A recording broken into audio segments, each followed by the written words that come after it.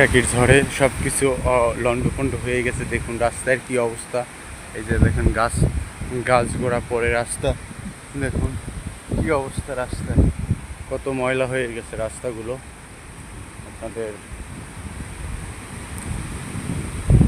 এত পরিমাণ বাতাসে সব কিছু মনে করেন গাছ থেকে ভেঙে ঠালগুলো পড়ে রাস্তা ব্লক হয়ে যাচ্ছে। আর বাতাসের পরিমাণ খুব খুব তীব্র।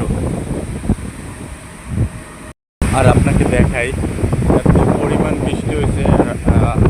রাতে সারা রাত বৃষ্টি হয়েছে, তারপর আপনার দিনেও এখনও বৃষ্টি হচ্ছে।